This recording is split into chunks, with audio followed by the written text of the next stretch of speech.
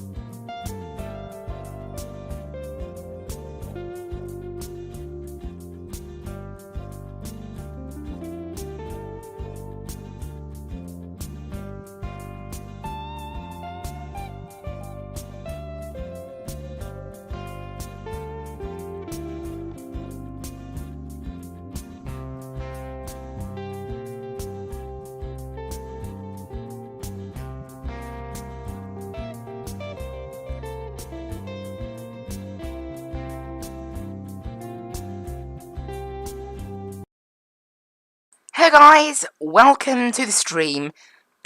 And today we're here in OnAir Company Manager, and then we'll move into the flight sim. So today we're taking my it's rented, but my TBM930.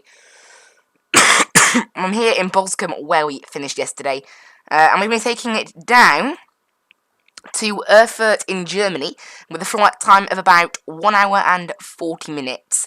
So we're going to go ahead and load that in there. Look, EDDE, about a 500-mile flight today, so it should take about an hour and 40 minutes. Remember, this is obviously a slower plane than the 737, so it will take a bit of extra time, obviously. Luckily, fuel here in Boscombe is not too expensive, about average, really, because obviously we are going to be needing to take quite a bit of fuel on today's flight. If I look at sim brief, which I'm trying to find. There we go, sim brief.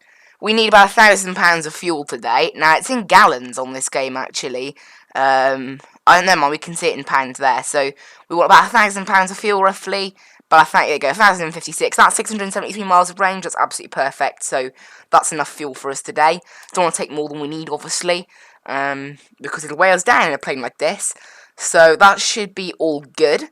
And, yeah, we'll just get underway now. I'm going to get Navigraph charts working. Now, since the latest patch of Flight Sim, Navigraph charts hasn't actually worked.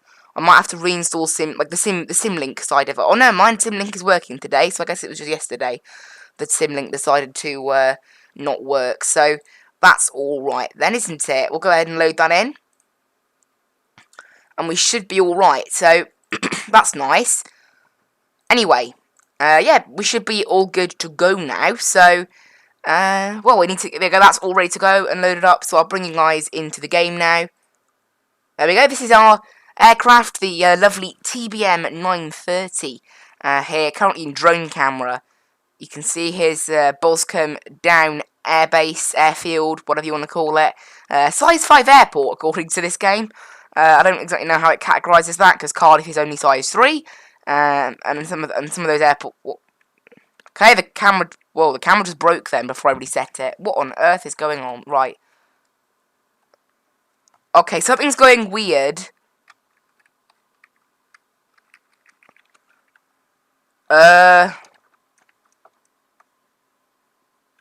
What's pulling to the right? Something's pulling to the right really badly.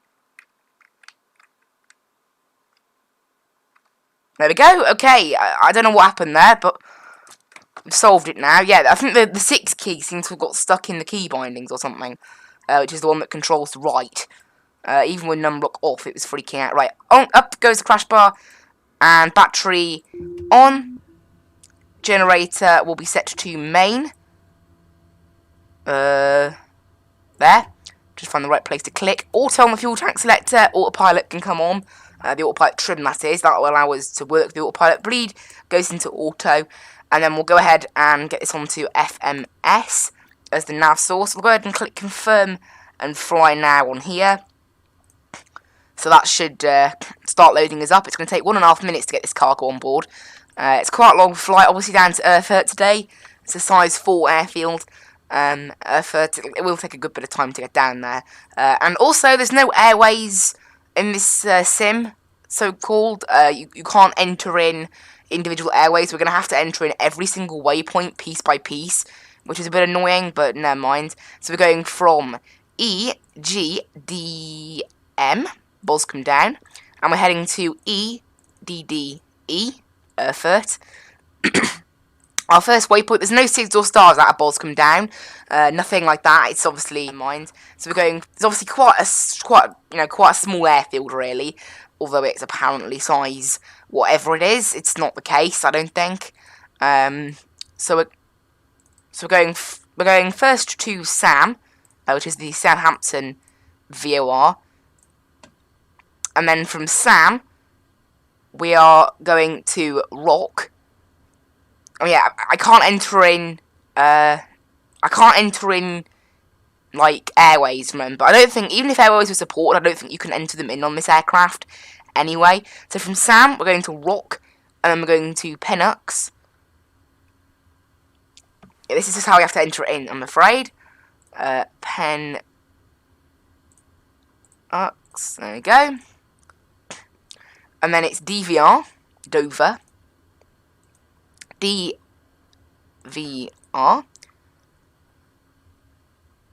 and then it is Conan,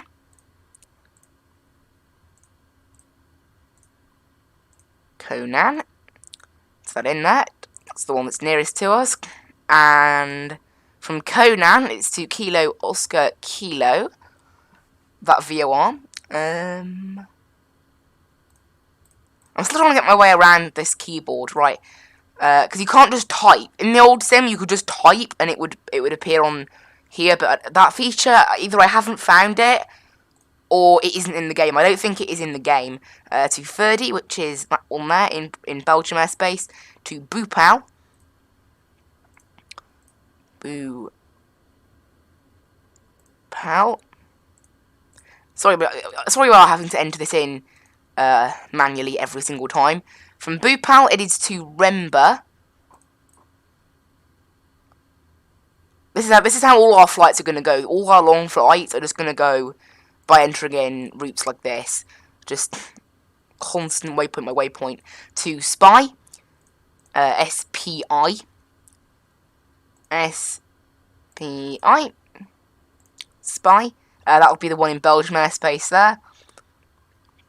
From Spy, we head to Pelix, which is, yeah, normally I would have just entered in an airway. This is UL607 we're following here. But as I say, this game doesn't have airway support. Like, even if I was flying the A320, I'd have to enter it in waypoint by waypoint. Like, it does accept it when you enter it in airway by airway, but it doesn't put the waypoints in as you think. It just doesn't put them in. So it says it's okay with it, and then you go to look at the route, and it hasn't put in any of the waypoints at all on that airway, unfortunately. I'm waiting for Navigraph to bring out... they said that within a few days of the game's release, they'd bring out like a nav update for the game, like they do with X-Plane. If anyone plays X-Plane, I don't. But they released like an ERAC cycle update for X-Plane that you can port into the game, and they said they were going to do the same thing with this sim, and they still haven't done it. I have been checking, I'm subscribed to their YouTube, and I've been checking on their website and everything, and haven't heard anything yet. And then from Amazi, it is to Tesca. You're approaching the end, by the way. I know this takes an absolute age, but it's how we have to do it, unfortunately. And then it's Tesca to Sogmi. Like, imagine doing a really long flight. Like, imagine if we were flying from here to Dubai or something, you know? Entering in each one, waypoint by waypoint, just takes ages. Sogmi to Swarm.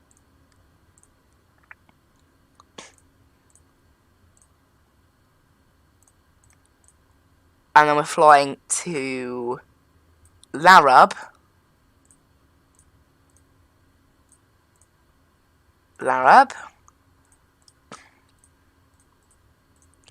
And from Larab, we're going to Magez. We're almost at the end now, Magez. And then from Magez, we are heading to Robel.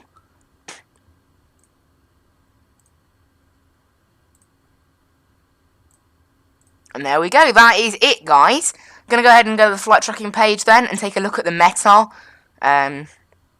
for Erfurt. Currently, the METAR down there. Oh, that's the METAR for the next airport. I'm going to find the METAR now on a website called Windy. I actually asked someone in a comment section of a video about this sim, where's the best place to get METARs. Apparently this is one of them, because obviously Active Sky, we don't use Active Sky anymore. And there's no way, unfortunately, to find it within the game. So, weather station for airport, METAR. The last METAR out was is IFR conditions down there right now, apparently. Clouds are broken at 600 feet. Winds are 360 at 4 knots. So we're probably going to be using runway 28, I should imagine. I think that's what we planned to use today, 28. If I have a look. Yeah, there's no stars, by the way, but there are approaches. So we're going to be doing an approach. So we'll head to procedures, and there you can see here, look, we're going to be using ILS runway 28 with the Robel transition. There's 2, apparently. I don't know why there's 2. I'll look on here to see which one's the better one. I have no idea why there's 2. ILS with the Robel transition. Add that. Okay, so the one that's on Navigraph goes Robel, and then to Earth, and then round that arc, which is what these are, look, to a Noro, to FI. Yeah, that's this one then. So we want to go ahead and load that. We're not going to activate it just yet. So we head to flight plan. We should see that after Mages, look, Robel, and then in on our approach all the way, and those altitudes look pretty good. Now, in terms of cruising altitude, this thing's maximum altitude is 31,000 feet. Today, according to SimBrief, we're going to be reaching 29,000 feet.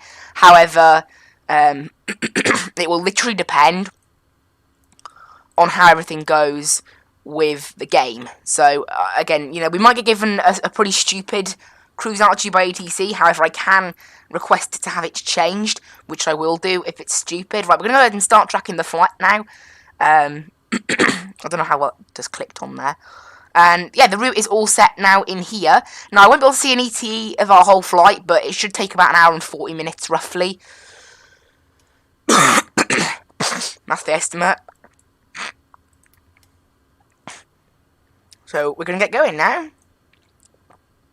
We'll worry about getting the minimums and all the charts in later on. Quite a long flight today, so... Well, for this kind of flight anyway. So, going now? Yeah, good. Okay.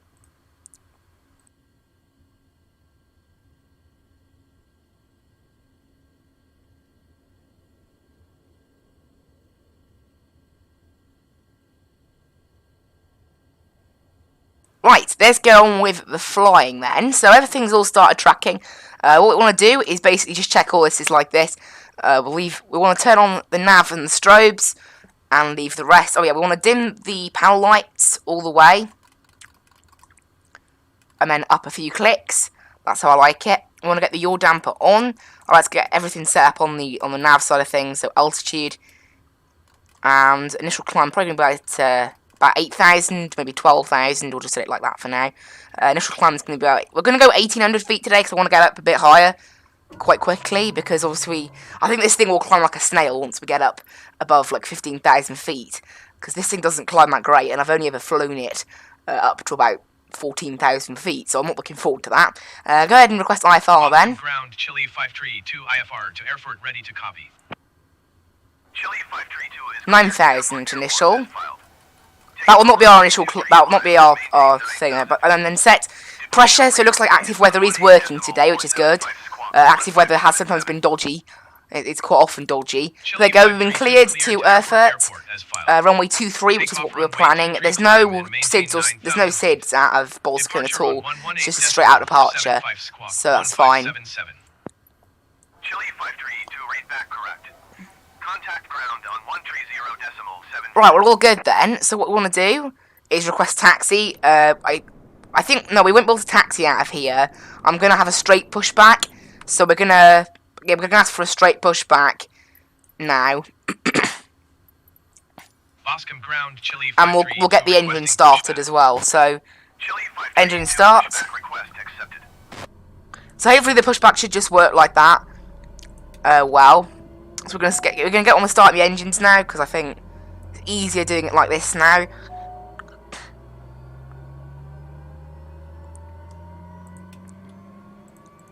So again, all the engines set up. We're gonna have a lot of money now as well. My airline, because my two AI pilots I've got now also start their journeys at 9 o'clock. Right, introduce fuel on the engine. Is this pushback actually going to work? Because sometimes it's been dodgy, this pushback. Sometimes he just doesn't push me back. What's he doing? Yeah. It's a boat. Oh, there you go. Never mind, he just teleported. Right. And now the internal temperature is up to scratch. We'll sort that out. And then what we're going to do is turn on the pitot heat. And we want to turn on the auxiliary boost pump. And that should be it. I think that's everything all set up. Yeah, we've got no warnings there, which means we're absolutely fine. So we want to keep pushing back now. And we want to go ahead. We'll stop. I don't exactly know where we're going to be taxiing to. I think we'll be taxiing down there. If you remember, there's like a, past there, look, there's no way of getting back onto the main airfield. Well, there is, but it's not by a taxiway, which the game doesn't like. Right, request the end of pushback. Requesting the end of pushback. Chile 532 request to end pushback received. There we go. And that's it. So pushback is now finished. And everything is good. We'll get the taxi light turned on now. And we can now request taxi. Boscombe ground, Chile 532 ready to taxi IFR. There we go. We've now been given our taxi clearance from runway 23. Yeah, weather's not the best out though. We might need some anti-ice if we're heading over the clouds. But we'll see. We'll acknowledge our taxi clearance. We're heading over there as I thought. Great. Right, get a bit of power then, and let's get out of here.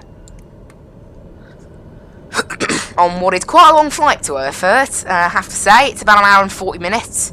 So, longest flight I've done in a while. I guess it's just going to head on to the timing section now. I want to use that as a clock for today's flight. And there we go. Because I said, I mean, the timing I can't take literally, because SimBrief only plans for the TBM930, and I don't exactly know what the difference between the 900 and the 930 is. I don't know whether one is quicker than the other, but that's just, because unfortunately SimBrief doesn't support the 930, it only supports the 900, so for now I'm hoping they will add a lot of the Microsoft Flight Sim add-on aircraft into SimBrief, because the A320neo isn't in SimBrief either, it's only got the regular A320. I'll go ahead and turn on the landing lights now, because we've already reached the runway hold short point actually. So we'll request takeoff clearance. Ready for IFR departure, runway 23. There we go, we can clear for takeoff straight away. So that's good. It'll get lighter as we head over to Erfurt, by the way. It should do anyway. Takeoff runway 23, Chile 532. And there we go. That is us then, cleared onto the runway here at Boscombe, and we'll be heading down to Erfurt.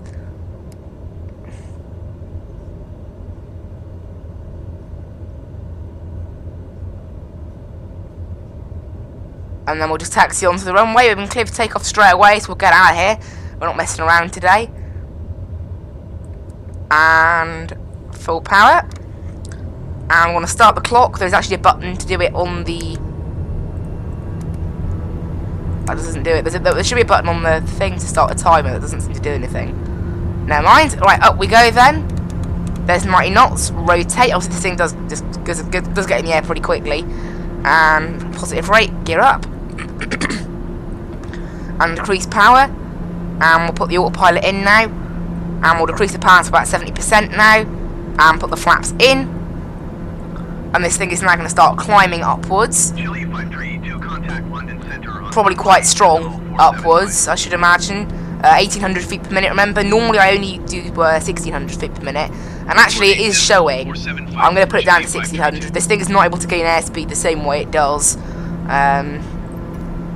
So it looks like 1600 feet per minute is the most this thing can manage. Climbing through 1,500 feet for 9,000 feet. Chile 532 London Center, continue to Sierra Alpha Mike as planned.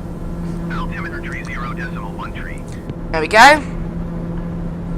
And now up we go on our way to the Southampton VOR. So there we go. Look at that lovely scenery out there. Remember, I'm on high-end settings. It's an absolutely wonderful PC, this, actually. I'm actually getting it on the inside while streaming 35 FPS. If I stop streaming, I'd probably get about 40. So it's really amazing. And this is in cloudy weather, high-end. It's in Salisbury, so not really near any major cities, I guess. The FPS will probably even increase as well when I get higher up. It's 10 degrees outside, so we should be alright in terms of temperatures today. I should imagine this thing's cruise speed will pick up a lot as well as we get higher. So the plan is 29,000 feet. If we get taken to like 28,000 by ATC, I'll be okay with that. It's just if the ATC can actually cruise at like 16,000, obviously it's going to waste a lot of time. So I don't want to do that. You can see there, look, because we did an 1,800 foot per minute climb, look, this thing is now struggling for pace a little bit. Remember as well, I am actually, I'll go 70% power, see if that makes a difference rather than 69%. Weirdly, individual percents of power can make quite a big difference in this aircraft. Also, oh yeah, I'll have to change the nav radio. The default nav radio is 110.5, which I think is quite a well-used frequency. So wherever we fly, I tend to get glide slopes popping up. In fact, they still are, despite the fact that I need to untune it from both sides. I forget. There. Yeah, it's really annoying, that. Because 110.5 is such a commonly used frequency for that. So, like, you can't really fly anywhere without getting a glide slope popping up. It's really silly. I don't know why that's the default. The default should be something like 113, 114, because they're like, the higher frequencies don't seem to get used very often for the ILSs. It's normally the lower ones. So it's kind of silly, but never mind. Anyway, up we go. Look at that. Looks lush outside, doesn't it? Now, 9,000 definitely won't be our final cruising altitude, but I'll wait and see what is our final cruising altitude later. Obviously got lots of waypoints on today's flight. This is by far the longest flight I've done in this plane. The longest one I've done previously is 45 minutes. About 170, 180 miles. This one's 500 miles. The reason I did it, I was looking for a slightly longer flight, and I found this one, and it pays really well. From what I remember, I think it was like 39,000 coins, which is almost double what most of the other jobs pay. So it's really, really good. It's a lot of money. And obviously, meanwhile, all my AI are also, like, two of my AI employees are also doing a work shift right now. So I had 330k when I started this flight. So we'll see what I have at the end of the flight in terms of money. But we're stepping closer and closer to that sort of 800k we need to rent the A320. I would like to have a bit more, obviously, because we have to pay a renting initial fee, and that's the 750k. But then after that, we still need to pay per flight hour. Obviously, so and we'll have to buy fuel. So I would like to get a little bit more than 800k, maybe more like 1 million. But that's just it, basically. Now the clouds aren't looking too bad, and it's not rainy, so we might not need anti-ice. If we pass 12,000 and we're still in cloud, 13,000, that's generally when we won't get icing. So it'll be a good idea to turn it off. Now, I have no way of seeing what cloud level, unlike Active Sky, where I can just see where the weather is. On live weather, I'd love it if it would show you here how the clouds... I wish there was a way. It really drives me nuts that you can't see what the active weather conditions are in the game, because it's quite important, really. Now, I'm going to set this to go higher than... I'm going to set this to go higher. There you go. Climb maintain 30. See, look, I think 13,000 is our final cruise altitude today. I'm not doing that. No way. So I'm going to ask for an increase and see what they say. Yeah, 10,000 was their initial. There we go. And then after that, I'll then request another 6,000. So yeah, the way it calculates cruise altitude, if you don't create your own flight plan, like in the game, it's a bit dodgy. Center, Chile But we should be 132. alright. Request We're passing 10,000 now as well. So off go the landing lights. Maintain 13,000 feet. Expect flight level. We're above 10,000 feet. I got a warning for that, and we were above 10,000 feet. 13,000 feet. Expect Logic. flight level to Right, down to 1,400 feet per minute now, because this thing is starting to lose speed a little bit. So yeah, we're now going up to flight level 290, which is what Simbrief has planned for us. Now I'm going to have a look at the difference between the TBM930.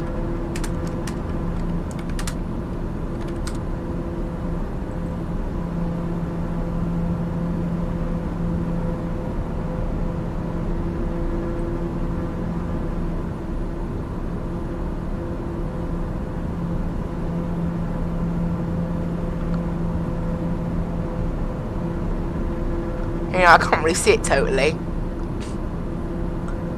We go 930, upgraded interior and avionics, apparently, but all the other stats are the same, so it shouldn't make a difference there. I think the only thing that has changed about the two is their equipment on board. So according to Wikipedia, anyway. So hopefully we should be alright. I'm gonna have to cruise. I'm gonna have to climb at quite a slow pace, and we're in a cloud. And it has gone below minus temperature. However, there's no ice appearing. So we might be okay. I'm not sure whether if this isn't a rain cloud, then obviously there's no water in it to pick up. I don't think it is a rain cloud. Whatever it is, we seem to be okay. I'm trying to keep the speed up, but this thing isn't capable. It's like the Dash 8. As soon as you get close to its maximum altitude, it just starts crawling. Like a snail. It's not really capable of this higher altitude. It's going to take us like 15 minutes to get there. You know? It's going to take us an absolute age. Chile 532, climb and maintain flight level 250. Climb and So we'll set 260, so when we reach 250 we'll be able to climb a bit further. Remember, standard pressure as well above flight level 180. I know the transition altitude in the UK is slightly different. It's because this game uses US transition altitude. Alright, I'm not liking this cloud and this temperature. We'll wait a bit. I don't know. The thing is, there's no ice. So obviously it isn't an ice cloud. But yeah, this thing is going to take an absolute age to climb. We've got another... Oh, never mind. There's ice. There's ice. Right, on go the de-icing. So the airframe de-ice didn't need to do much. You can see there, look, it's only working a little bit, but the windshield de-ice is the main thing that's working. You can see there's the ice melting away. So we'll just leave the de-icer on then. If I had known that these clouds up here did contain that, I would have switched them on, but there doesn't seem to be a way of checking. But you can see there, look, now the de-ice on the airframe isn't having to do anything, but the prop and windshield de-ice is still working. You can see the icing, unlike some of the other planes, like on the A320, the icing is definitely broken. The icing doesn't seem to work, but on this plane, it does seem to have an effect, which is nice. It's clearly a very cloudy day. Yeah, you can see there, look, the airframe itself, though, is very iced up. Even though the airframe de-ice is turned on, it's not actually doing anything. So maybe I should just have that on the entire time. I think it is the airframe de-ice that's broken on the A320 as well, though. Definitely, you can see there, it's turned on, and it's doing nothing. So, you know, maybe that's just a bug, and we can't really fix it. But you know, we passed Sam ages ago as well. Next waypoint is Rock. We've been in the air 10 minutes now. So yeah, normally in an airliner it would take 15 minutes to get to cruise. In this plane, yeah, it's going to take a lot longer than that. According to Simbrief, I want to see how Simbrief thinks of our yeah, so according to Simbrief, we should reach it just before Rock. Literally just before we get to Rock, but maybe like 5 miles. So I don't think that's accurate, because we're only 5 minutes away from Rock, so that's definitely not accurate. But I guess the game's optimistic. We've got a massive massive tailwind right now. So even though this flight is meant to be Also, I'm loving this new sim where you click on another window and it doesn't mute the game. Wonderful. Yeah, 538 miles this flight is meant to be. Ground distance, and we're actually flying 466 if you factor in the weather. That's absolutely mad, like as in the time. It just shows how good the weather is. You know, it's really in our favour today. So we're going very quickly for a plane like this. You can see at the moment that we are struggling to maintain above 200 knots. You know, once that starts dipping below 200 knots, I'll have to start bringing in a new foot per minute counter. But we'll see how this plane handles. It's up to flight level 170 now. The ice is still there. It doesn't seem to be going anywhere. We're gonna leave this on until. What if I turn off the airframe de-ice and then turn it on? Does that make it work again? No, the airframe de-ice does seem to be a bit not broken, but it doesn't seem to do anything. Doesn't ice lights do anything? No, that's just a light. Wing ice light. I don't think that gets rid of anything. It's literally just a light. So we'll leave that. We should be above the clouds by now, though. We're actually going to be setting standard pressure in a minute. So we're going to drop a few hundred altitudes. Just like that. Because 18,000 feet, remember, is transition altitude here in the game. So there's 18,000, standard pressure, and we drop 200 feet. So there we go.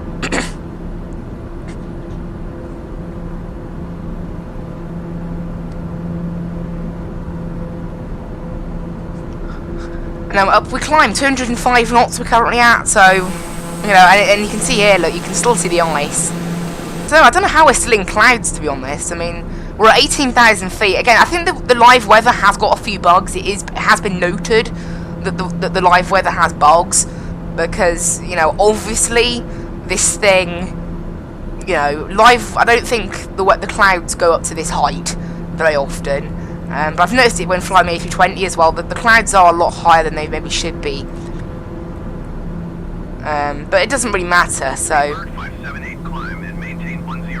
I think that aircraft ready message that pops up is for my AI. Because I don't know, I've turned off notifications in the sim, but it doesn't seem to do anything. It's really annoying. Now in terms of Erfurt Airport, it's just got the one runway, runway 28. And 10. The airport's open until 8 o'clock GMT, so we should be absolutely fine for that. So yeah, we're doing pretty good, really. Just sort of cruising along nicely. But yeah, just cruising along our route. Currently over the south of the UK, and then we're heading over Belgium, and then over Germany. Into Erfurt. And you can see how long this thing is taking to get the flight level 290. Like normally in a typical airliner, we'd be at about 30,000 feet now, probably. If we were in an Airbus, probably about 32, 33 if we were in a Boeing. So it's kind of, if we were in the 777, we'd already be at cruise altitude. Obviously, this thing is a prop plane, so you've got to expect it to be slightly slower at climbing. So we're now out of the clouds. But you can see that the anti-ice is not going, clearly. Luckily the propeller anti-ice and everything has done its job, and the windshield de-ice has done its job. So we can turn those off now, because we're not in any cloud anymore. And you can see now I'm having to decrease the power as the torque goes over 100%, meaning that we are having to decrease the amount of power we have, which is slowing us up. But our ground speed is actually 332 knots.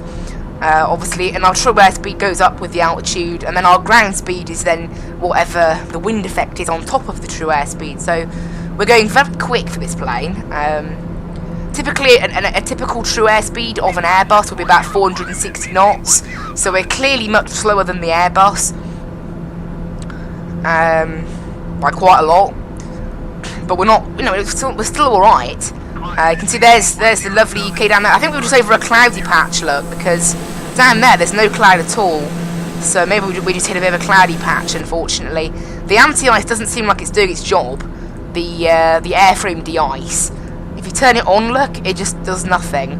So it doesn't appear that it works. We're going to leave it on for now. and hope that it clears. But I think there may be a bog in there. Now we've got another 7,000 feet to climb still. We've already passed rock, so the altitude estimations of SimBrief were wrong by quite a bit. But never mind. We've got 3 minutes now to Pennox, which is our next waypoint on today's route. And we're looking pretty good. So just making our way up. We're about 200 knots at the moment. Cruising along on this nice flight. Remember, we will get paid 40, I think it's like 39,000 coins for this job, so it's worth it. It's really good.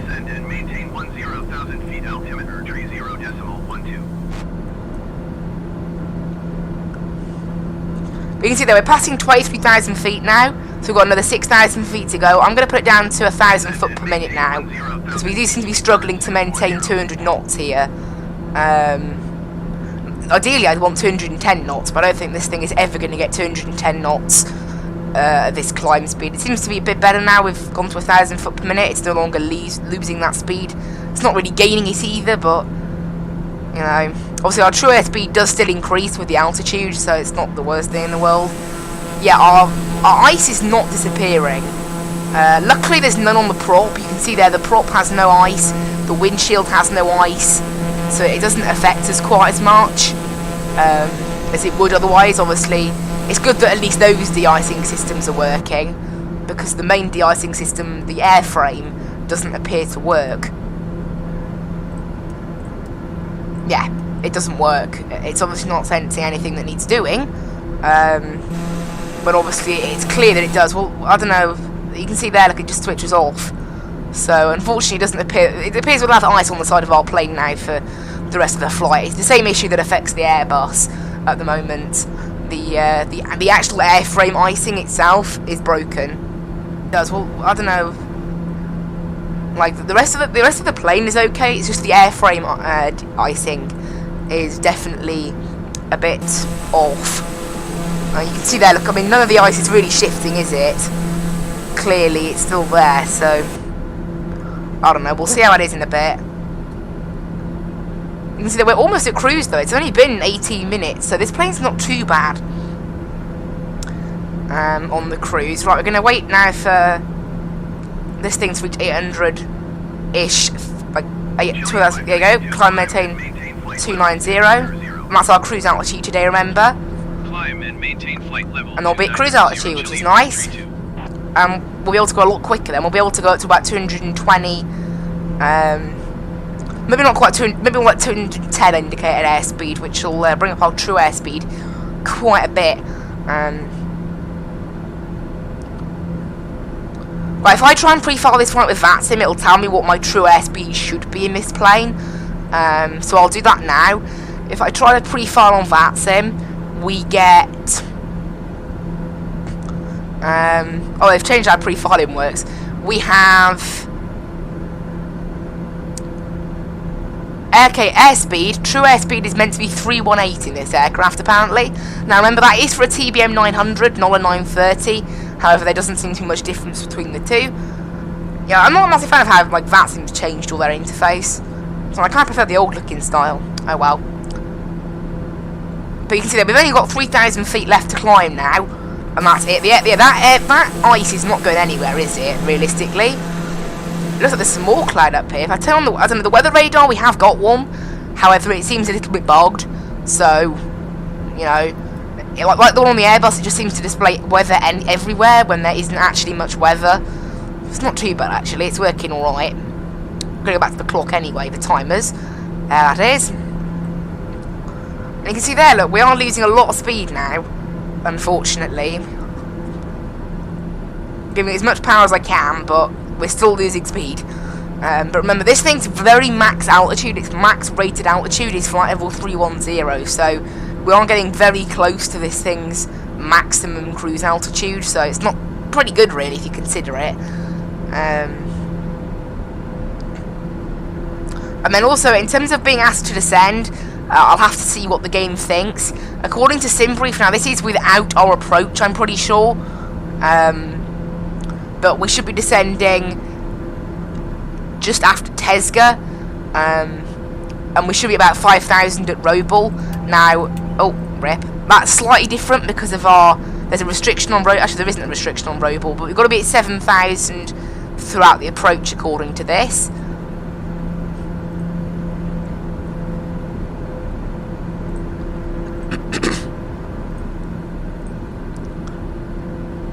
So if we've got to be, you know, I don't think we can take any notice of the sim brief, you know, VNav system if that's how it's working.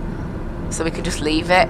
Obviously, it's entered with waypoints for all the VORs that are totally wrong in terms of the altitude. But you can see here we're actually maintaining 195 knots now, all right. You know, what, 20 minutes into the flight? So actually, it hasn't taken us massively long. This is like the very max altitude for this aircraft, and it doesn't look like that. Yeah, that ice is not going anywhere, is it? I mean, I don't think the anti-ice works on the airframe, sadly. I just don't think it works at all.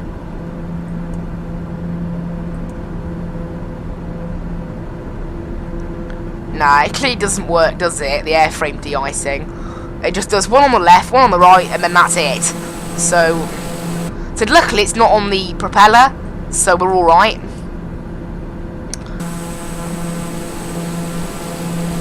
So because it's not on the propeller and everything, we can just turn off all the de-icing now, and we'll just leave it. And you can see there, we're now almost at 29,000. We're just going to set maximum power in cruise. Actually, I might not. I want to reach a gallons per hour of about 52, 51. That's what's kind of perfect in this plane. That's like the ideal level. And you can see there is flight level 290. We have now reached it. And I've gone back to a gallons per hour of about 52, which is what I want.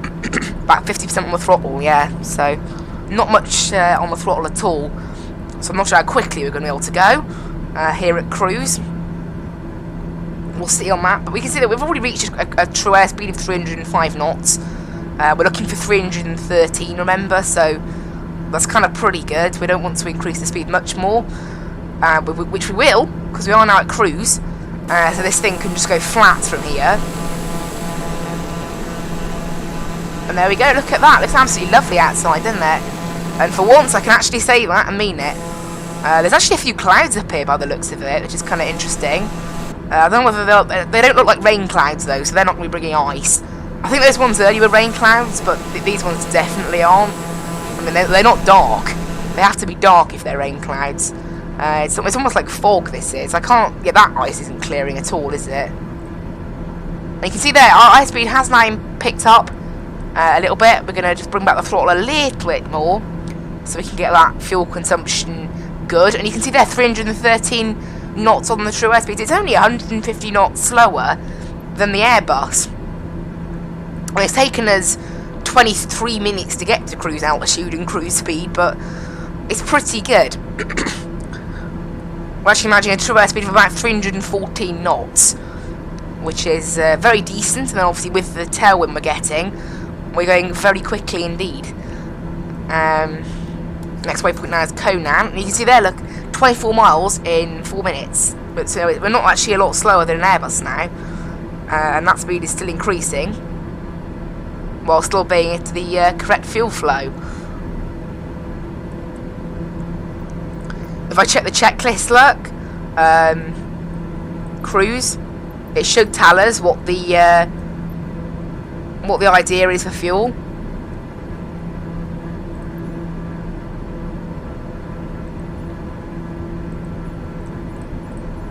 It doesn't say anything about fuel flow. That's not very useful, is it? I mean, the checklists aren't the best. They're not the most helpful. They're all right. They're good for beginners and everything, but I don't know. We're still in this like fog almost look, but it looks quite nice down there. Yeah, this ice is not going away, is it? The airframe de-icing appears to be broken. Luckily, the pitot heats are on, obviously, so they never ice up ever. I don't think you have the inertial separator on, but the inertial separator can come on. You're meant to turn it on at landing, I think. Some people do. I don't know whether does that help the airframe de-ice work. Doesn't seem like it.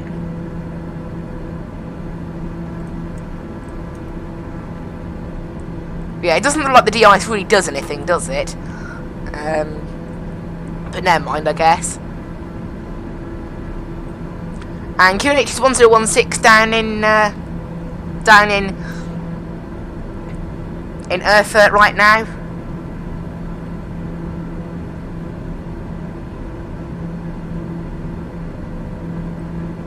So that's good.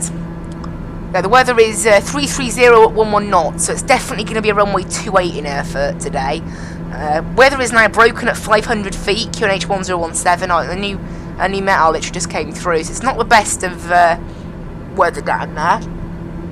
A little bit dodgy, being broken at just 500 feet, but we're looking okay. We're managing a very nice true airspeed of about 315 knots, with the gallons per hour about 52, so perfect fuel flow.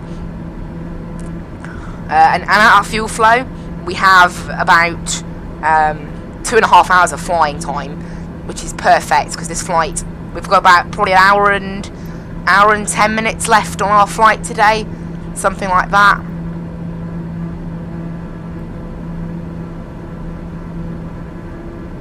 Speedbird 640, contact there is center on 126.47. That's the first time we've heard of the ATC in a while. There is apparently a bug again, according to the developers. There is a lack of AI. You can see there's Speedbird 640. Look, we've just been handed off to Paris ourselves. We have been handed off in the correct place, so it's good to see how that works very well. We continue to go down as planned. So that's great. Paris Center, Speedbird 640 is at flight level 315, descending 10,000 feet. Speedbird 640, Paris Center, continue as planned. But look at that down there. I mean, like, look. It's just sea at the moment. We're going to be heading over Bruges in Belgium in a bit. I'm actually going to get the charts up for Erfurt actually. So there's no. Here you go. We're looking at the Robel runway 28 transition. So we head from Robel into the main bit, which is flight level 70 apparently.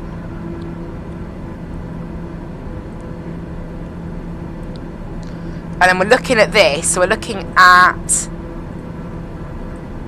DE 454, 455, 456, 457, 437, and then a Noro. Yeah, perfect. That's a lovely transition, all working absolutely fine, and the game has got that part of the nav data correct, which is very impressive.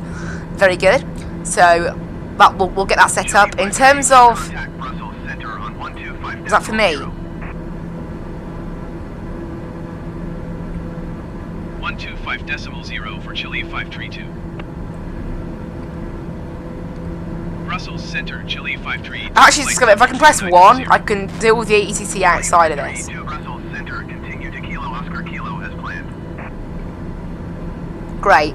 So we've just been told to continue like that. That's great. So if you have a look here, look. Actually, you guys can't see. You guys can't see, but we land on runway 28, and then GA parking.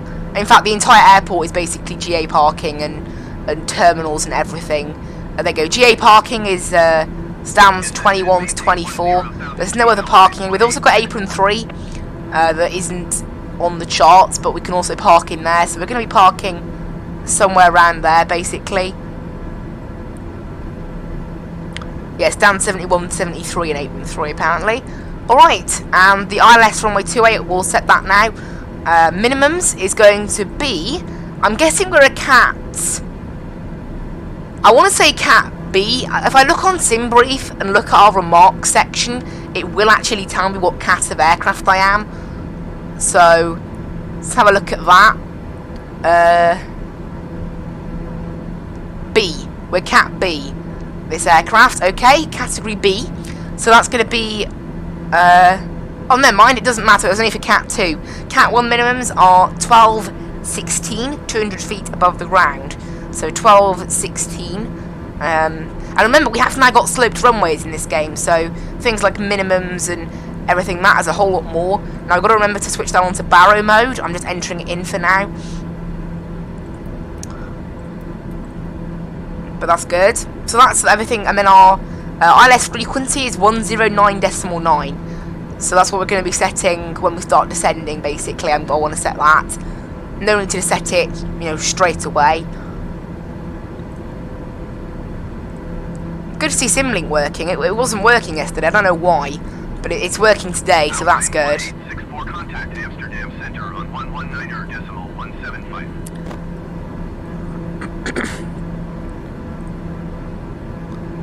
Yeah, we're making our way through the flight now. We've got we've still got quite a way to go. If we head direct, we've got 319 miles to Erfurt to go.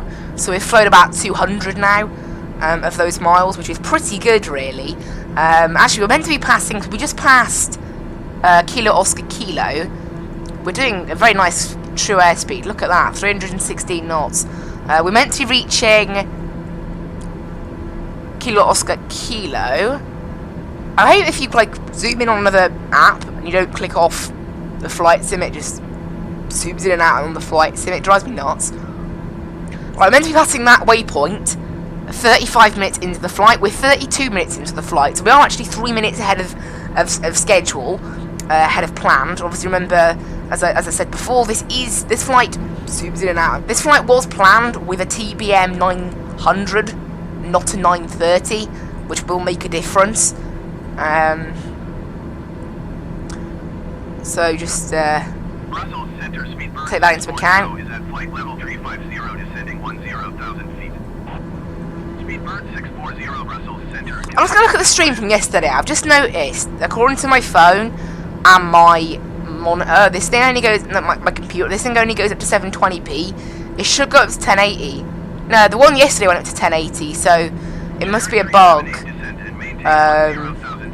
I just noticed that then. Was that for us? No, that was generic. This is the problem, that they've still got generic traffic mixed in with real life air traffic, which they shouldn't have. If I ask to increase my altitude, I'm guessing it'll only let me increase it by 2,000, yeah? Nope, that needs to be coded in. I wonder what would happen if I told the game I want to go for level 370. Would they just reject it? I'm not going to try, but like, this thing shouldn't be able to do that. It should only be able to climb up to flight level 310, that's its absolute max. Who knows? And then in terms of the fuel burn, I'm quite interested as well. So we just passed Kilo Oscar Kilo. That's not for us, is it? 640, that's not for us. Maybe it was. No, it was for Speedbird. Okay, let's have a look. What? Right. Have a look at this flight then. At my flight plan. So at Kilo Oscar Kilo, we are meant to have used. We're meant to have 0.7 fuel on board. Why is it in gallons, not pounds? I can't view it in pounds. And Timberleaf doesn't do gallons. Well, there we go. That's that then. I can't tell, unfortunately, because my two measurements are in gallons and Timberleaf uses pounds. I don't know why it uses gallons. It's quite silly, really. But because you can't convert gallons to pounds, because obviously they're different measurements.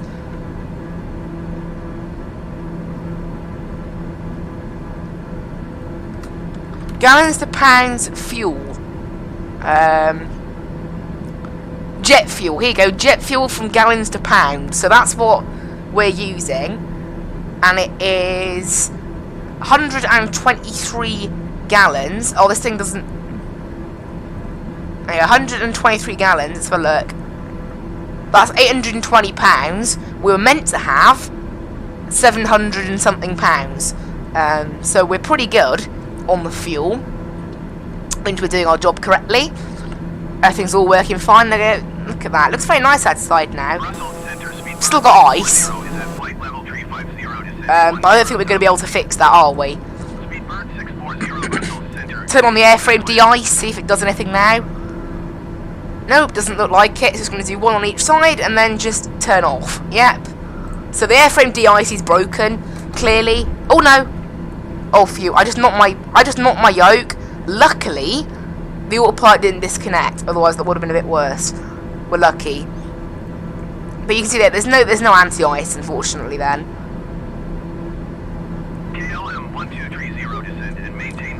But yeah, it's looking very bright out there, really, isn't it? I mean, can't actually see much out the window, it's just brightness. It's very cloudy, as you can see here. Very, very cloudy. Descend and maintain 10,000 feet KLM 1230. I don't think the prop de-ice will do anything, will it?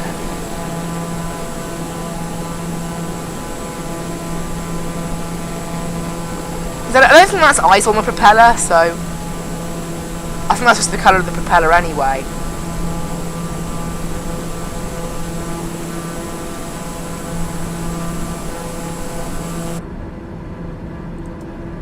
So, as we're going to leave it now. We're at 315 true airspeed, and we're getting still a lovely headwind. No, tailwind, I mean. Headwind's not lovely.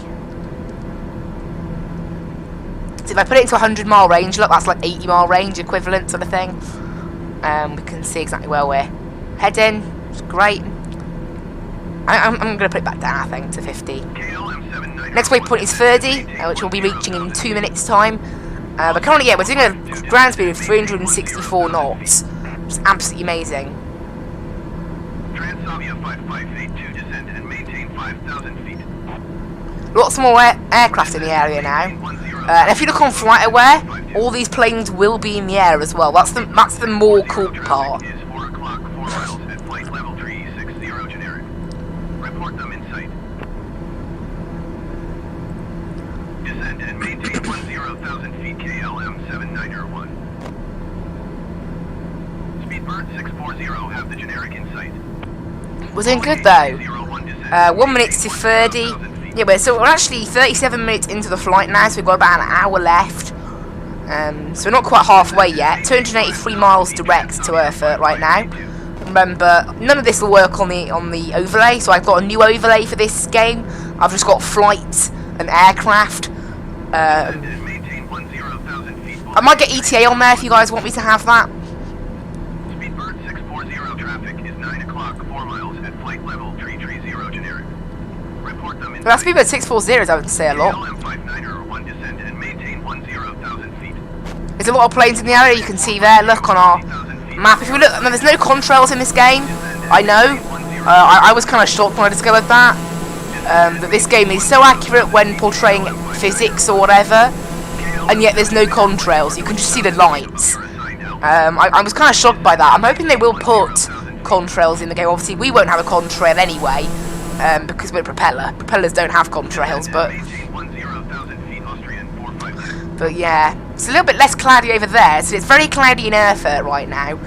The latest METAR from half hour ago is showing is broken 500 feet. So very, very bad. Clearly. 6 minutes to the next waypoint. That's a bug, by the way, when it says like, so the AI descend, and the game complains that they're like at the wrong altitude. It needs fixing. It's all the ATC is full of. We'll just set the heading bug. Actually, I haven't done that. If you just click on it in this game, just press it down like in the real aircraft, it just syncs the heading mode, which is nice. And they just say that all the time. It's really annoying. But we'll just ignore the constant chatter going on with those constant boring lines. Definitely. Descend and maintain 10,000 feet KLM 5901.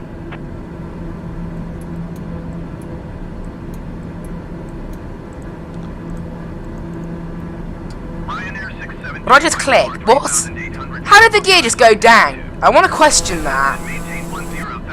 Randomly, I think it's when if I scroll the mouse over the landing gear, it actually like dropped, which really annoys me. It's far too easy to drop the gear in this plane. It shouldn't be an easy thing. Like, there's a button for it that I press. I press G on the keyboard. It shouldn't be. There's also a button on my joystick, I think. Or not. I suppose one of those buttons there did it. I must have turned that. I must have got rid of that. Oh, traffic. There it is. There's their traffic. I wonder where that is. I wonder who that is up there. I can't see who it is. Chile 5382 traffic in sight. There you go. KLM 5901. flight level. So right now, in the real world, I'll search up KLM5901 now. And this is what makes this sim so cool. Okay, it is a flight heading to Johannesburg. Okay. KLM5901 traffic in sight. It's a flight going to Johannesburg, and it has taken off. And it's currently over Belgium, where we are right now. If I bring it up on... Actually, I can't do that anyway, but... Yeah, it's heading to Johannesburg. It departed Amsterdam. It's a 777. Obviously, the 777 isn't on there, and that's really cool. It's one thing I do really like about this game is that live traffic. It's a pretty cool feature, but it's like I can look at a plane in the game and go, oh, it's in real life. It's like, yeah, it just adds something a little bit extra to the game that you wouldn't otherwise have. So it's really nice. And then the cloud has actually started clearing a little bit, at least where we are. Doesn't look like that ice is going to go anywhere, does it? It's just stayed there, even though the anti-ice it was turned on for a considerable amount of time. I'll leave it on now until we get to 30, so 3 minutes, see if it does anything. I'm pretty sure it's a bug. It needs fixing. And then that's just what's it called? AC. Calling 8301 traffic is 2 o'clock. Air conditioning. Level 370 generic. Report them in. So that's nothing to do with the ice.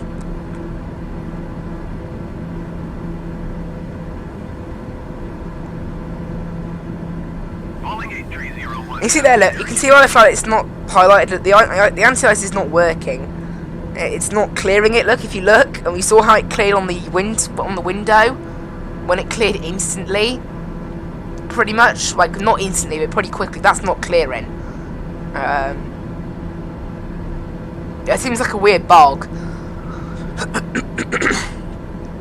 There isn't one of those on the other side, weirdly. And you can see here, look, it's not clearing at all, not clearing whatsoever. So, yeah, oh, never mind. It is actually working on the left side. Traffic is 8 o'clock, 4 miles. Slowly, but maybe it is working a bit.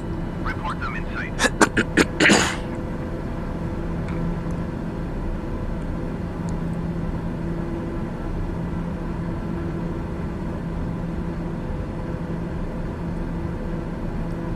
But the ice is clearing nicely. If we look, it's not doing anything now. Yeah, it's not really clearing anything, is it? We're only a minute and a half from 30. I'll check it when we get there. I'll also do a check-up when we get to 30 on our progress. So we're meant to pass 30. Well, we're further into the flight than I think, or maybe not.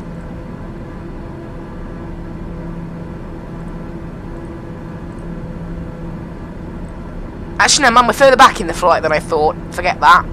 We're meant to be 42 minutes into the flight. Wait, no, we're not reaching 30. We're reaching Rember. We're meant to be 48 minutes into the flight. We're getting there in a minute. So yeah, we are 3 minutes ahead of schedule. That's stayed the same. So obviously our cruise speed is the same as planned. So looking like this flight is going to take about an hour and 40 minutes by the time we're over and done with it. So, hour and 40. Yeah, the planned flight time is an hour and 39. That's the plan. And obviously this plane didn't take too long to set up. However, obviously we did have to set up the route and everything, which did take a bit of time.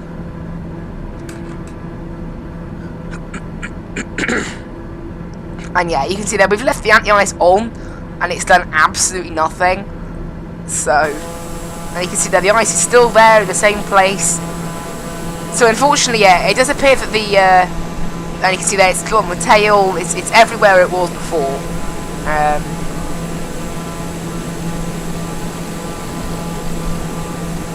So that's basically just an example that it doesn't work. The de-icing, the airframe de-icing. But the rest of the de-icing works, so it's not too bad.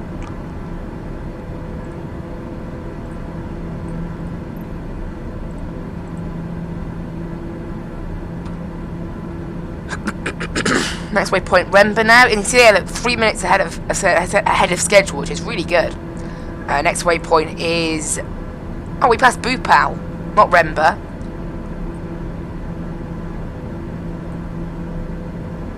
Wait, yeah, that's the one I looked at anyway.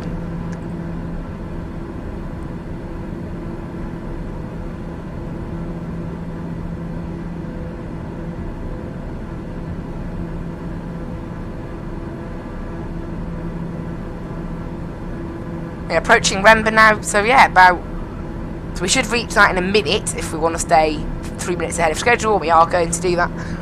It's really good. Definitely really good. And yeah, I don't know when we're going to start descending exactly. Ryanair 1058, you are 42 miles east. Descend and maintain 10,000 feet. Keep speed below 185 knots. Expect ILS runway 24 approach by Golf Sierra Yankee transition. Yeah, next waypoint is Rember, then Spy, and then we're on to this sort of section of the route there, and then after that, look, only a few more waypoints. So we should have just under an hour to go now. I think we'll be descending. I don't exactly know where we're going to be descending, but I think we're going to be descending around maybe Larab, somewhere around there. Maybe a bit earlier than that. I said, according to SimBrief, we should start descending at Roble, but that's not relying on. Actually, I'm gonna refile the flight with the planned thing that we're doing, the Roble 28. Does it recognise that? No.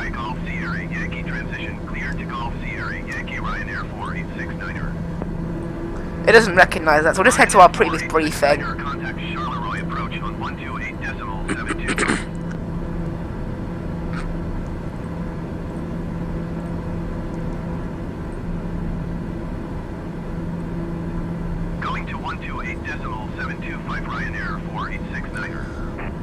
Yeah, we're pretty good, really. We're doing pretty well.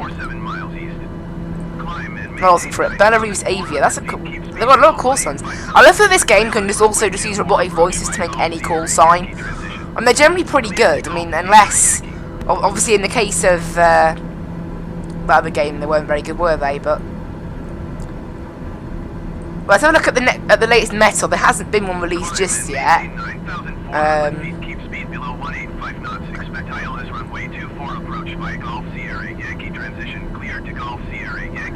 Yeah, at the moment the airport is only supporting IFR weather as well, so kind of interesting.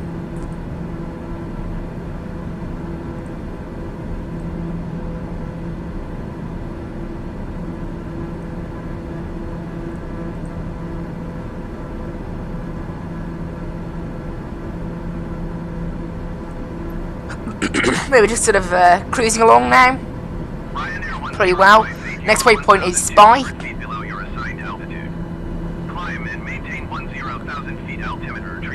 We are getting noticeably closer to Erfurt now, which is good.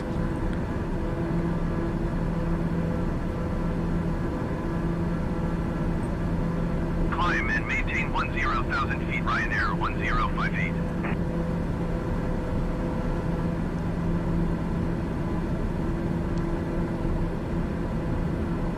Belarus Avia 817, you are 2,000 feet below your assigned altitude. Climb and maintain 9,400 feet, altimeter 30.16.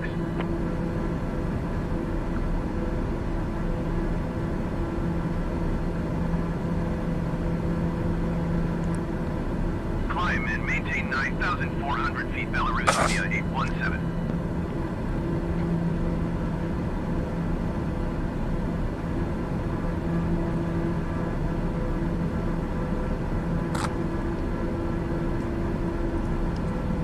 So cloudy down there still. There've been like small patches where it wasn't cloudy, but the rest of it's just been pure cloud. Good to see the live weather working well today, though. It's been very good, live weather.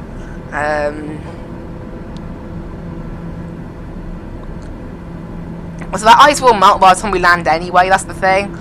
Obviously when it goes positive temperature, it'll just melt, so that's good. And it is positive temperature down in Erfurt. It's not too bad. In Erfurt right now it is 16 degrees, so not too bad.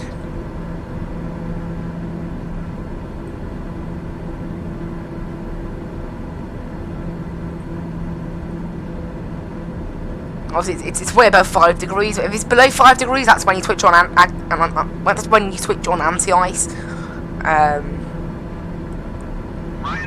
on takeoff. Contact Charleroi approach on 128.725. There's our next waypoint, Spy, in 45 seconds, and there'll be Pelix, and then we're on getting quite close to our last page of waypoints then. If we head direct from here, it's only 208 miles now to Erfurt, so we've flown over 300 miles now, pretty much, about 300, so we've done very well.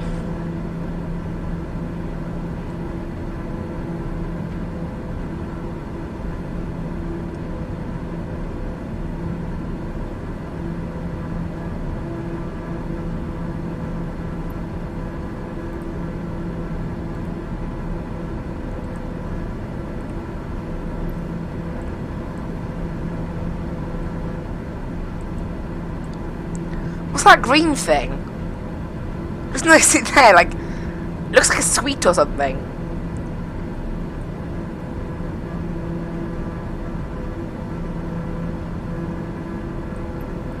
Interesting. Also, we're just taking cargo today. We're taking magazines. £1,099 of magazines today, down to Erfurt. That's our cargo today.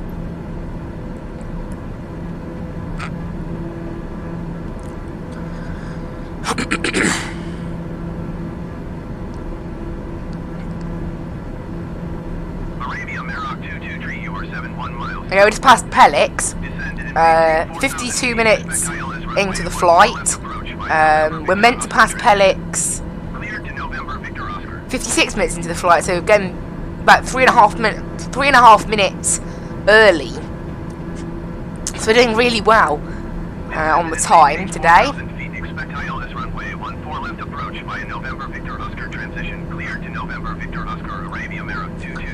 Yeah, obviously we've already been in there 53 minutes, so under 50 minutes left now. We're past halfway, which is great news. I can't see like an ETA and for a bit of turbulence. So look at the weather map, see what it's picking up.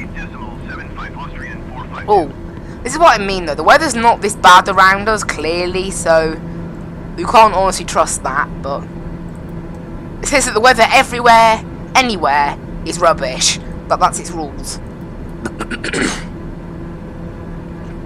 It's just rubbish. Every weather, everywhere.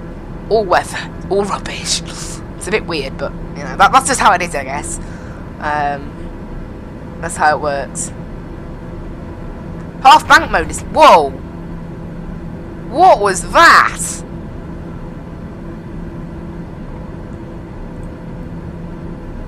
The plane just suddenly veered right like mad.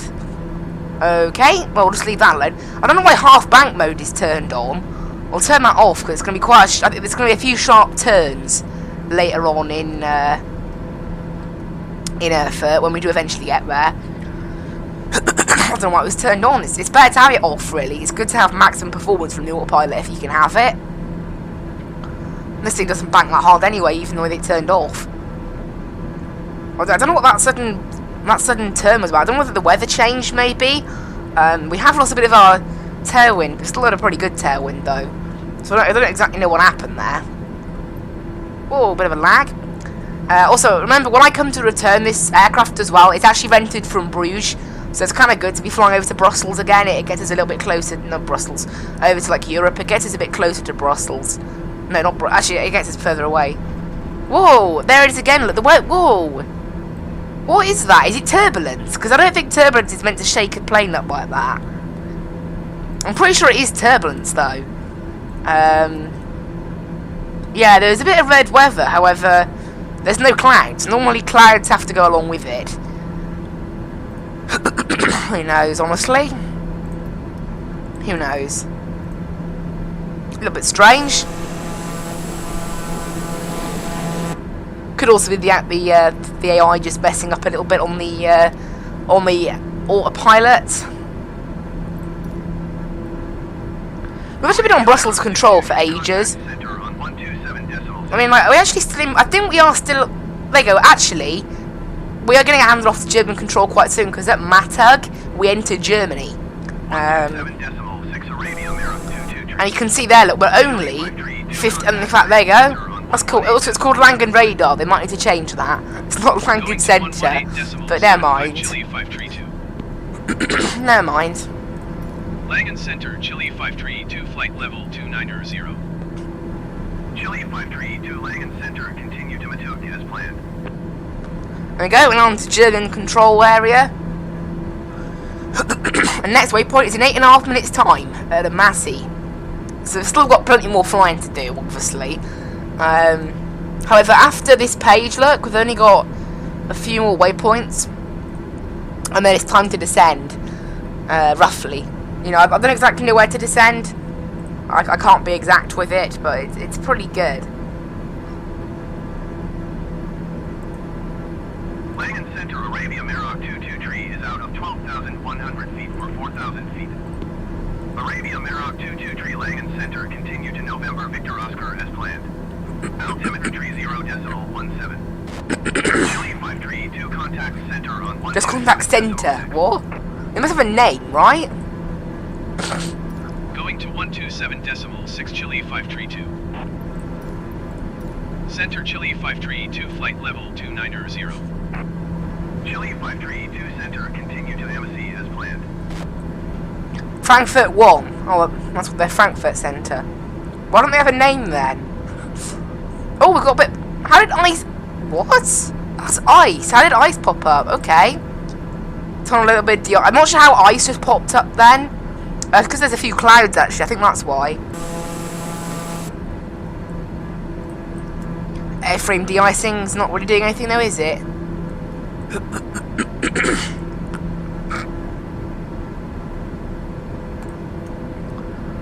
Anyway, yeah, just continue along like this.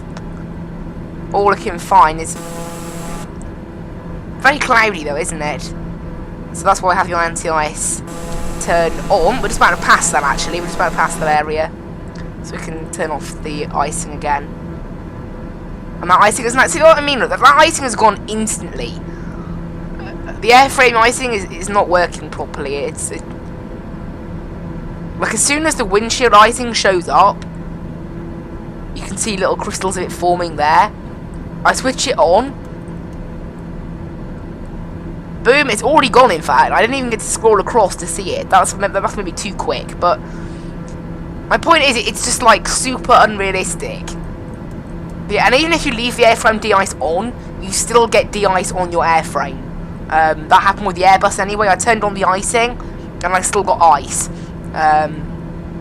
So there's clearly some bugs going on with the airframe de-icing in more than one aircraft, but luckily the two that matter, the windshield because that blocks up my vision, and the propeller because that powers us, that's definitely the most important one, luckily they both seem to work. It's only the airframe one that seems to be dodgy, so we're alright.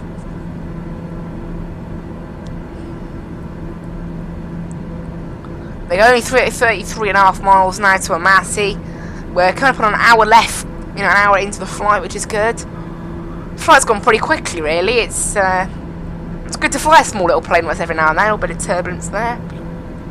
We're almost through the clouds, I think. I'll just, we should have a new METAR, actually.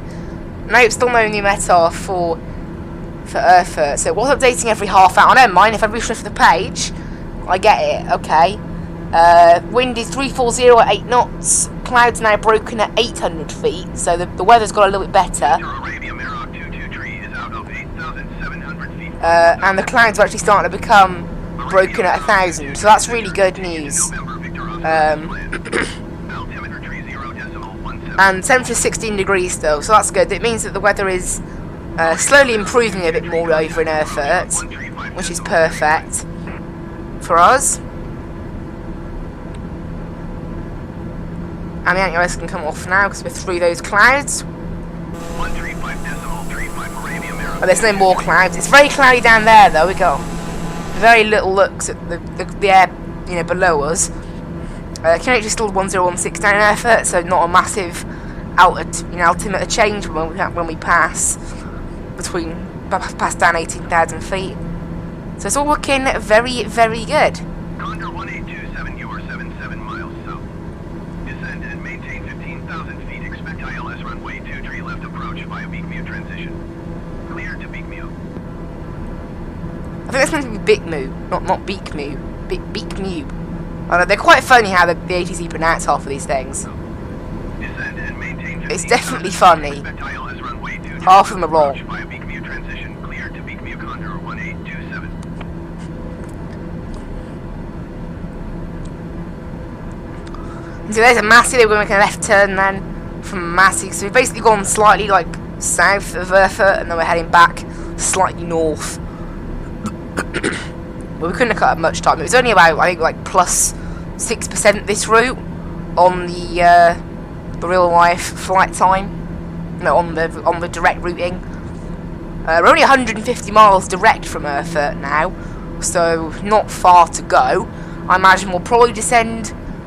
I don't know about. I can't really say, but we're going to be descending obviously 7,000 at this. However, the game probably won't follow these restrictions because we didn't plan the flight plan. Actually, no, it will because it's an approach. The game knows what approach we're doing all the time, but the game doesn't clear for stars. So when you program in a star and there's restrictions or a SID, the restrictions aren't followed. I guess in real life, though, the restrictions aren't followed either. So, you know, unless it's really busy, generally ATC will give you a clearance above a SID restriction, or below or above a star transition restriction. So it's kind of realistic in that way, I guess.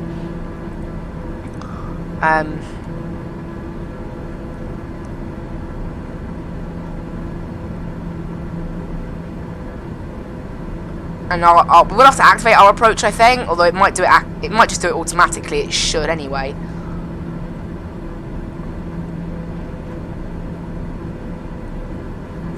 There you go. Next waypoint on Mars. You can see all our waypoints. Then so there's still quite a way to go. I don't know. According to SimBrief, we'll be descending just after Tezca, somewhere around Sogmi is where we'll be descending. However, yeah, according to this, we'll be descending basically at Sogmi is where we'll be descending according to this. But obviously the game, no SimBrief, I don't know why I said game. SimBrief, remember, thinks we're going direct pretty much from Sogmi to you know, it thinks we're going direct to the airport. It doesn't factor in the ILS approach. But saying that though, SimBrief does plan on us having a 2,000 foot per minute descent. So I think we should be alright.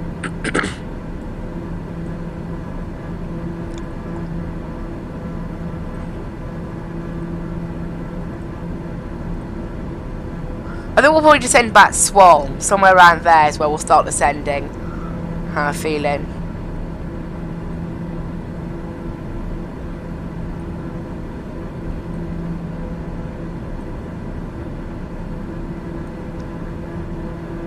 Yeah, just about past a Massey. An hour and 4 minutes into the flight now. We've got 45 minutes, so we're meant to pass a Massey an hour and 8 minutes in. So we're now about 4 minutes early almost. More like it's 3.5 minutes really, I think. But it's good to see that we are slightly ahead of schedule. Only a few minutes, but whoa, being rocked around a bit here. I'm gonna be turning left now. Whoa, yeah, that's not greatest, is it? That's not good. Being rocked around. We're gonna make a nice little left turn then. So you can see even with half bank mode turned off, this thing doesn't bank that much. Whoa, this weather's nasty. Obviously, a small plane like this does get chucked around an awful lot more than a big plane. Actually, we're increasing our ground speed a lot here with this turn. Kind of good, I guess. United 2789er, you are 4,000. We're increasing speed quite a bit thanks to that. Descend and maintain 10,000 feet altimeter 30.17. Lufthansa 430, you are 3,600 feet. There we go. Assigned altitude. Descend and maintain 10,000 feet altimeter 30.17. Great, we're doing really well. American 71 descend and maintain 10,000 feet. Descend and maintain 10,000 feet. United 2789er. Descend and maintain 10,000 feet. American 71. Descend and maintain 10,000. So it's all we ever tell, like, all we ever tell AI is to say maintain 10,000. It's all we ever do. The AI. It's a bit weird that. Oh well. At least they don't treat me like that. Moan at me when I'm descending. Makes you wonder why they treat the AI like it, but yeah.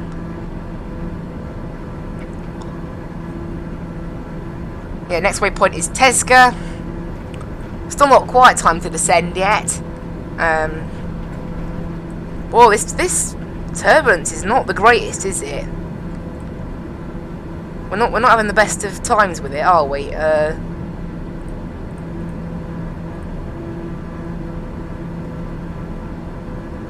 Getting rocked around just a little bit.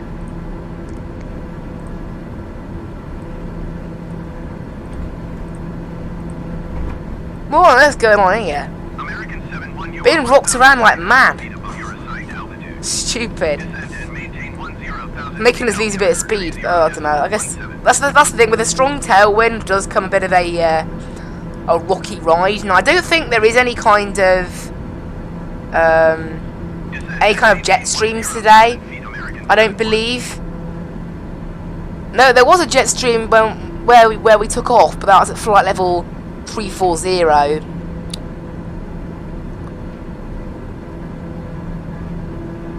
So there's no special weather of any kind on board today's flight, so there's no significant weather we have to be worried about. So it's kind of, yeah, there's nothing massive, so I don't know why we're getting all this bumpiness, but never mind. I guess, never mind.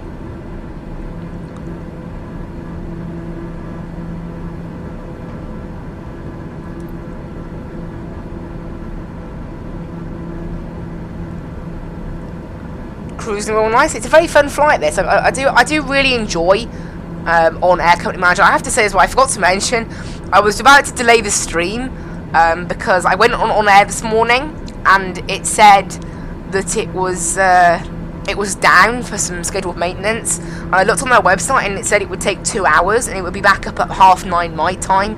Obviously the stream is meant to start at 9. But I went on just before the stream, about 20 minutes before, because I thought maybe it's back up, and it was. So I got lucky. It was good. But yeah, they're increasing their server capacity because they've had that many new customers. I was trying to join FS Economy earlier in the week, but in the end, I was never able to because they weren't letting new people join because they were so busy and crazy. Yeah, they're still not letting people do that, so kind of glad I went for OnAir in the end. Unfortunately, you do have to pay for OnAir. I'm on my week free trial at the moment, but I am going to have to buy it. I'm really enjoying it. It's very good. So that, yeah, both of them have had massive server increases, but I guess because OnAir is a paid service rather than a free one, they probably have more resources. I think FS Economy is just like run by a bunch of people as a hobby rather than a paid product. Obviously, there is a difference. If something's free and it's just a hobby, obviously everything will take longer because the people doing it probably have other jobs and everything, so understandable. But yeah, if we go direct now to Erfurt, only 108 miles. Obviously we're not going direct, we're going far from direct in fact. Once we reach, you can see there, look, that's our path there, look. We sort of head past the airport, and then make our way in like that. Eurowings Niner 420, you are 19,300 feet above your assigned altitude. Descend and maintain 10,000 feet.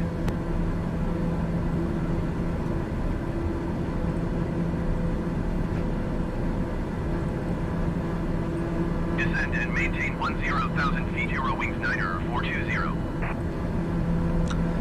Yeah, quite interesting. We're doing pretty well though. I mean, I need to put back in the range.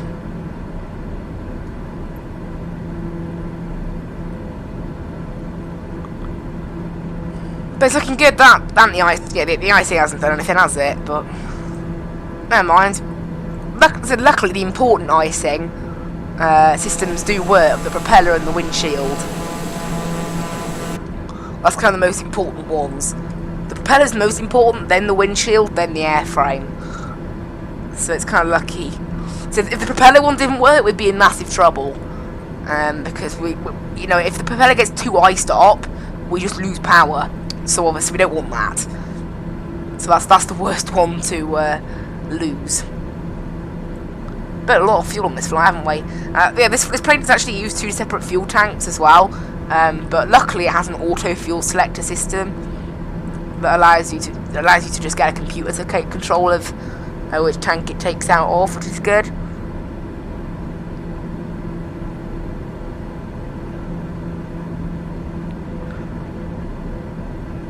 But we're doing good on our fuel quantity.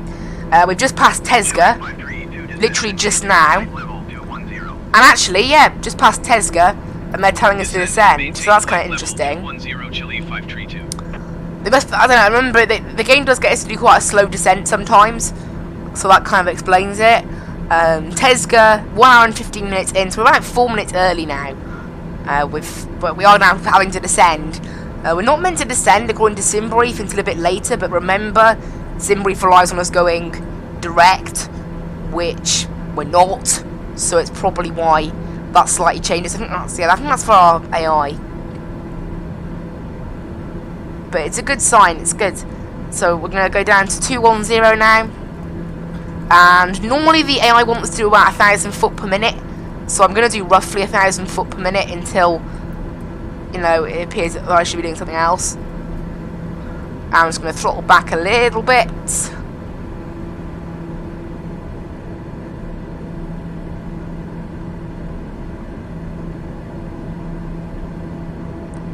And down we go. I just started the descent. It's delayed, I think. Yeah, I literally just started the descent, AI. ETC. Oh well. Anyway, yeah, that is us now descending down. There might be a new meta for... Yeah, there is, and it is now special VFR conditions rather than IFR. It's a bit better, because the clouds are now broken at 1,000, winds 330 at 7 knots, 16 degrees. So it's a lot better, the weather over there now. And we're descending nicely now. At this quite high speed we're doing. Normally we want about 40 gallons per hour on the descent, so we'll do that. And then down we go, obviously only 1,000 foot per minute, because we're still about half hour away. 1,000 foot per minute, for 8,000 feet, it kind of adds up. And now I'm going to start getting everything plugged in and make sure everything's all correct. So the glide slope starts at 4,000 at a Noro. So 4,000 at a Noro, and then FI28, we want to be, actually FI28 isn't marked on here as a waypoint. Normally it gives you the name of the waypoint and then in brackets which waypoint, so that's not quite accurate, but 4,000 at a Noro is correct, so I'll ignore the rest of that. And then the approach itself is not all at, no, it's at or above 7,000 at DE 454. After 454, you don't need to be at 7,000, so that thing there is a little bit inaccurate. But anyway, we'll get the RLS sorted now. So we want to head here, and we want to head to minimums, and just literally turn on Barrow and activate that. That's now there. And then Navcom, we're going to be using Nav1 today for our approach, so 109.9. And there we go, 1099. And now we should have that in there. Now the course tunes automatically, it seems, because I have no way of setting it, and it does just seem to magically work. Actually, no, I'm bearing 1. Nav 1. Can I change it from there? No, it just says no data. I have no way of knowing what the Nav 1 course is, unfortunately. But we'll set bearing 1 to Nav 1.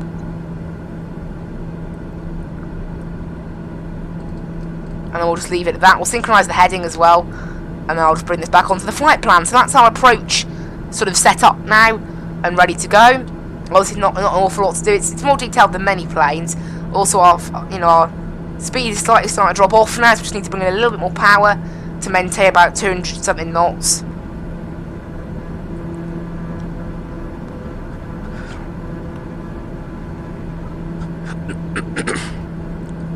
bit of turbulence there. We're descending pretty well. We're just passing Swalm, which is where Simbrief thinks we should be descending. At about 2,000 foot per minute, remember, so I'm just going to increase that to about 1,200 feet per minute now. I think that'll be a bit more suitable for a bit now, because we're only 70 miles away from Erfurt. However, we're actually a bit further than that. Actually, no, we'll set 1,000 foot per minute. This thing's slow, remember. It's one thing you've got to remember. So once we reach Robel, we'll just be on that endless thing. We'll set 20,000 as well, so we can get basically straight away clearance down to 21,000 when we need it. You can see that we're approaching Larab now in 3 minutes. We just passed Swalm an hour and 16 minutes into the flight. So this is quite good. It basically tells us, you know, are we early or... Yeah, we're 3 minutes early. So, still 3 minutes, so that's good. I mean, we must have done that on the departure then or something. We just maintained that the entire flight. That icing will start to go as it gets warmer. It's currently minus 20. When it starts going positive temperature, obviously, yeah, we will be a little bit better, which is nice. But yeah, currently just descending quite well. We've already descended 5,000 feet. Well, according to Simbrief, we're meant to be at Larab at flight level 2. What? Oh, I missed our descent point totally. Flight level 165 at Larab. Now, what it was, I thought Swan was the start of descent. It was actually Sogmi was the start of descent. So I'm going to set 1,200 feet per minute, I think. However, I have got to remember that Simbrief thinks we're going direct to the airport. Obviously, we're not. We're going far from direct from the airport. It's quite an extra... It's a good few extra miles. There should be somewhere on the chart that says, like, average mileage track. It doesn't actually say anywhere what the average mileage track is for us.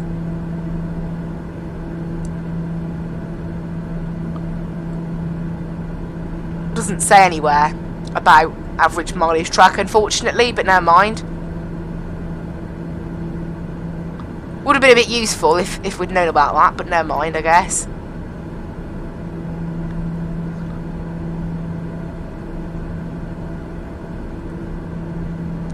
So down we go, 1,200 feet per minute for now.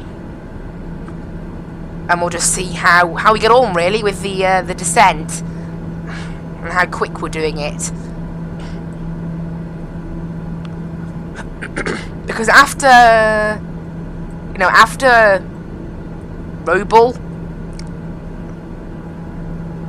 Robel, we still have, we have 6, 10, 14, we have about 21 miles until we reach that 7,000 restriction from Robel. So 21 miles, it's probably about, I don't know, 5 minutes in this aircraft, 4 minutes at least, and that's the 7,000, and that's from when we pass Robel. And then it's probably another, so probably have at least 10 minutes until we need to get to 7,000, and that is 15,000 feet, 10 minutes, about 1,500 feet per minute. So I think we'll set, but obviously remember that's rough. Probably be, it's going to be more like 6 minutes to Robel, so that's 11 minutes. So I think we're just going to keep it at 1,200 feet per minute and then see how we go. I think 1,000 foot per minute would have been a bit much, but yeah, we'll try 1,200 feet per minute and see how we go. But this flight's been pretty good. We're an hour and 20 minutes in and doing pretty well. Remember, Erfurt Airport as well is actually at 1,000 feet elevation. So that's 1,000 feet less. They go descend 11,000. They've now cleared us too. Remember, they should have given us the altimeter then, but remember, 18,000 feet is the transition altitude in this game, so that's when we'll be switching on to the local QNH. It's not like real life. That's how it is. So that gives us more or less to descend, really, to. And you can see there, look, now it's starting to get a bit warmer outside. Wait, what? The ice is clearing a bit, but I'm getting more ice. What? How am I getting... I'm not sure how I'm getting more... How has the ice gone there, for starters? Because it's minus 20, and the ice shouldn't be clearing. But the ice around here is clearing, which it shouldn't have. And there's no cloud we're going through, so I don't know how we're getting ice I don't know. The icing physics need some work in this game. It's something I will say. They need a bit of work. But the ice around here, yeah, the ice needs an awful lot of work. But you know, it'll get fixed eventually, so it's not too bad. So you can see there. Look, now the ice has come back there because the airframe de-icing can't clear it. So even though the airframe de-icing was turned on, and that ice just stayed there, so whether it clears or not just seems to be dependent on random factors more than anything else. Luckily, look, we're actually kind of missing out on the clouds a bit. At least this layer of clouds. And by the time we get to the next layer of clouds, it'll be an awful lot clearer. Generic 6 kilo X-ray climb and maintain flight level 220. Where are we actually heading now? Because the pink line on here is gone. So where are we going? Actually, we are still heading to Maguez. It's just that the pink line has for some reason disappeared. What? Why is that Lufthansa loaded in as a generic and not Lufthansa? But slightly broken.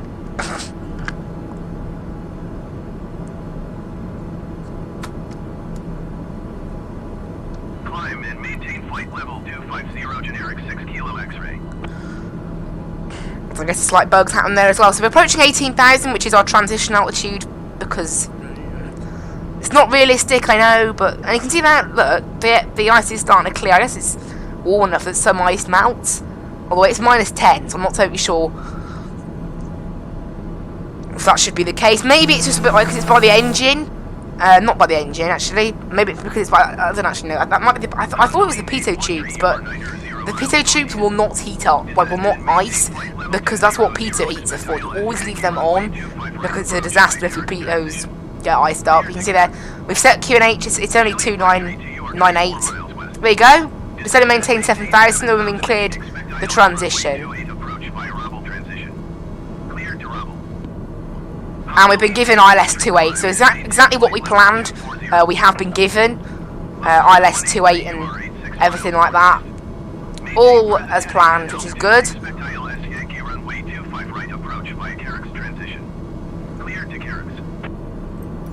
Descend and maintain 7,000 feet. Expect ILS runway 28 approach via Bravo. So we've now got, yeah, Bravo, Chile 10 minutes to the restriction-ish.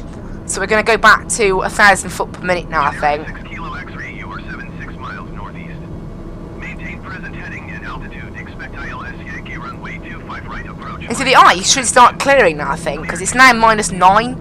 It'll continue to get better and better as we descend more. Yankee runway 25 right approach via Carrick's transition. Clear to Carrick's Lufthansa 183. And you can see the pillar has stayed the same colour, so that means it wasn't iced up. 8 o'clock, less than 1 mile, flight level 190 generic. Report them in sight.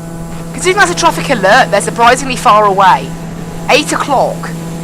There's nothing there. Climb and maintain flight level. What altitude are we at? ILS Yankee Oh, flight level 190, that's why. They're 3,000 apart, that's not a traffic alert. 813. That's a bit of a bug, clearly. Chile 532. You can see that's the traffic there, look, but it's clearly a bug. Because one, that isn't 8 o'clock, and two, yeah, 3,000 feet apart isn't really a traffic alert. Present heading and altitude. Expect ILS Yankee runway 25 right approach. But I guess that's just how it is, isn't it? Clear to Carrick's generic 6 kilo X-ray.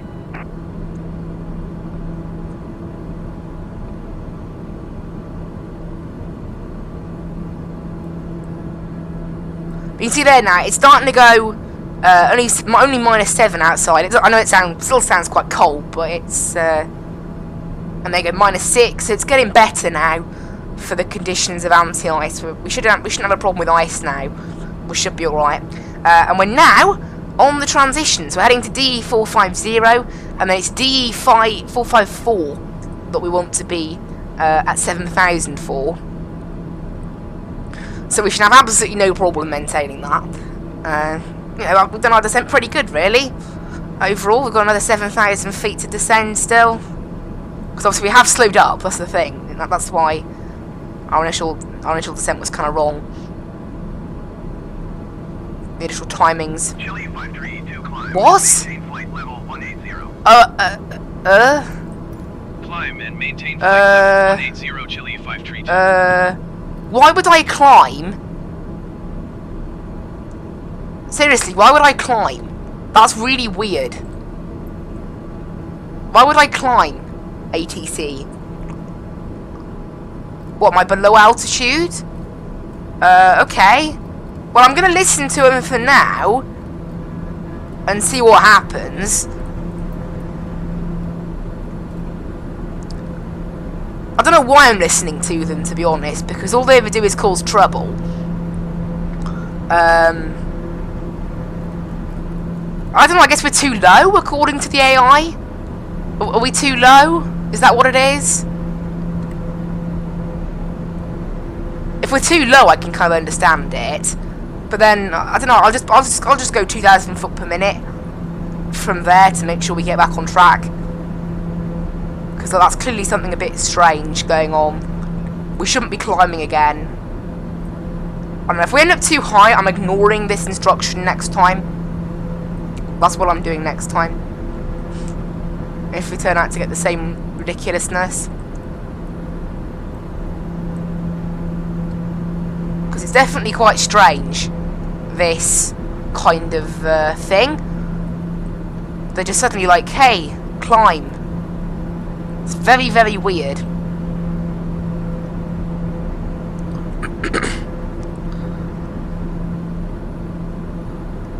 But luckily, they will tell us to descend if, you know, if they need to tell us to descend. I'm guessing they're just getting us back on track, right? We must be too high. I mean, saying that they just tell us to hold an altitude in real life. They wouldn't get you to climb again. However, you know, this is default ATC. The altitude restriction doesn't come in until D454, I think. No, so we've still got 7 miles. 2 minutes, yeah, 2 minutes to get down to 7,000 feet, yeah, right. Actually, never mind, I forgot. It says on the chart, at or above.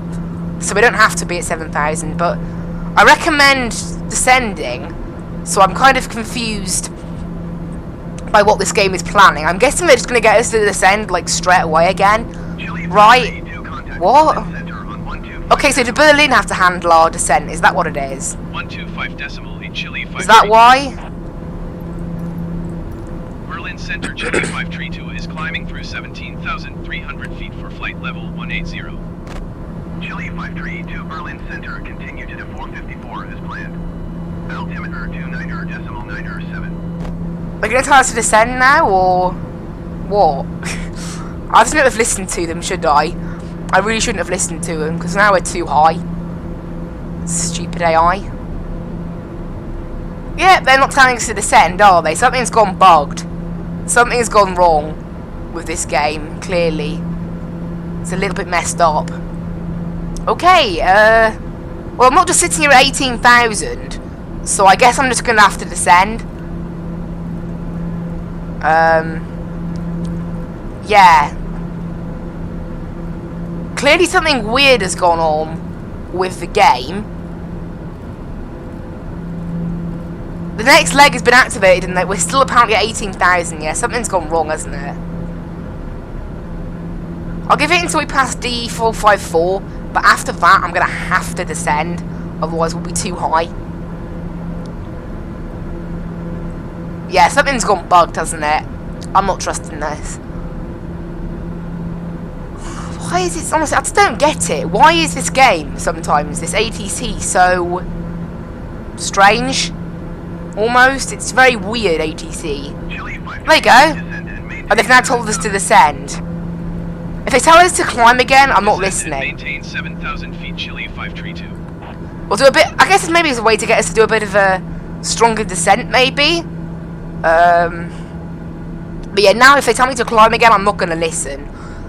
Because it's definitely too far now. I'm guessing, yeah, we just must have been off descent profile. Because remember, this game, they do estimate this thing has a very stupid descent profile, like 900 feet per minute or something I've found.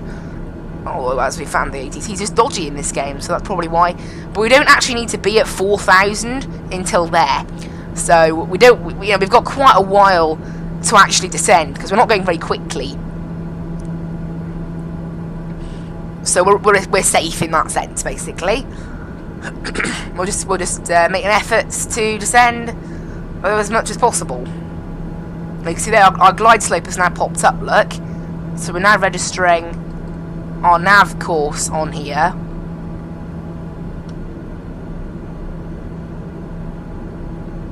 And you can see we're actually descending at a pretty good 1600 feet per minute. And I think, you know, we should be okay. So we've got another minute to get there, look, and it'll be another minute, at least 3 minutes. I'll give it like 1800 feet per minute. Because remember, when they told us to climb, we were actually at 14,000 feet. So they've now cleared us to 4,000, look. Descend and maintain 4,000 feet. So and we need to be at 4,000 for that waypoint there. So 1 minute, 2 minute, 3 minute, about 3 minutes time. We need to be 11,000 feet lower. 3,000. So that's not even 3,000 foot per minute. Isn't even going to cut that. So I don't think that's accurate though. This timing, this ETE, it'll as we slow down, it'll change. Because remember, as we descend, we do start to slow down. So it's probably one factor. See there, we're now turning left, and the ETE is 1 minute and 10 seconds still. We are a bit too high, I think, for my liking. So I think we shouldn't have climbed. We shouldn't have listened to ATC. We're going to set 2,200 feet per minute now, just to really get as much as possible. And we'll basically almost idle the airplane to slow ourselves down a bit. Because remember, this thing can actually slow down an awful lot once we get the flaps and everything out, and which will obviously delay our ETE, giving us more time to descend. I think we should be all right. It hasn't messed up too bad. It's messed up worse, much worse. Chile 53, do contact approach on 126.175. I'll try to do as much as this thing can in terms of its descent rate, 2,400 foot per minute. Look, and I'll just slow it right down. Slow it all the way down, and that will help us then descend in time.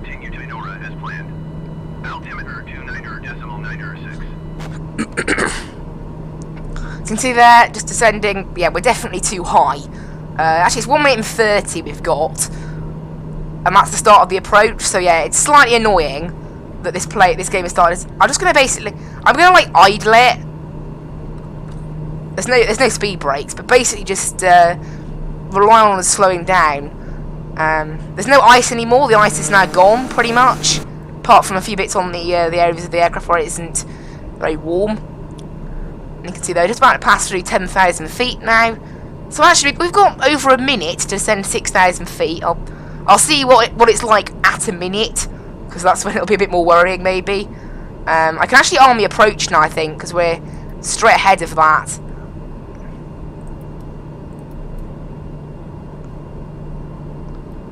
So we're going to go to the home page on there now and adjust this to nav 1. And then click approach.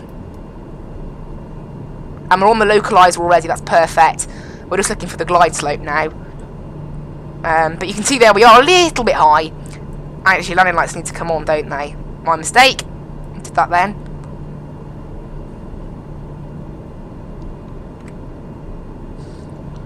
But we're doing alright. It's not bad. If I bring out the flaps actually and slow us down a bit early. I can't do that actually, otherwise the game will yell at me. But I've managed to slow us down enough. Why is this thing doing 3,000 foot per minute all of a sudden there? It's not what I told it to do. However, we are now. Unfortunately, we've just passed that point, so we're too high for the localizer. So we're just going to set this all the way down now to like 1,000. We haven't been cleared for our approach, weirdly. I guess the ATC are waiting until we're a bit lower, maybe, to do that. Yeah, if the ATC hadn't told us to climb, we would have been absolutely fine. There you go, they've just been cleared. So I was going to set this to, we're already on the approach. Tower on 121.155 Chile 532. Erfurt Tower Chile 53210 miles east inbound IL. There we go. So we're still 10 miles out actually. So, and remember the airport. They just interrupted us. And you have to remember as well, this ATC, no, this airport is actually 1,000 feet out of elevation, which does kind of improve the look of things. But we're on the localizer, we're still trying to capture the glide slope at this crazy thing we're doing right now. We're going to wait until we pass FI-28 and then I can set and then I will set the flaps and everything. So I'm just going to do that now, you know. We've only got 4,000 feet left to go now to the ground. We've been cleared to land, right, drop the gear, flaps. And that's going to slow us right down, which gives us more time to descend. You can see there, look at that, already massive changes there. It's positive temperature outside now, so the ice should all be gone, which it is, that's good. Good news, and there we go. And the flight time was meant to be 1 hour and 39, we're looking like we're going to pretty much nail that.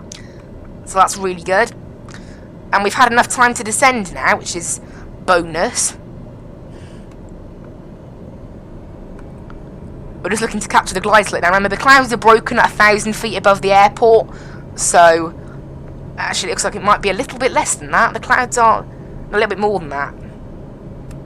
The clouds are not too bad. There's the airport, look, there's the runway. We see it. And we're now on course with the glide slope, we should be anyway.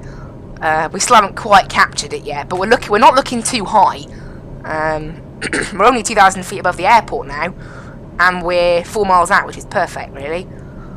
So we're just looking to capture that glide slope. There's Erfurt, and look, there you go, we have now captured that glide slope. So this thing's now descending a bit more sensibly.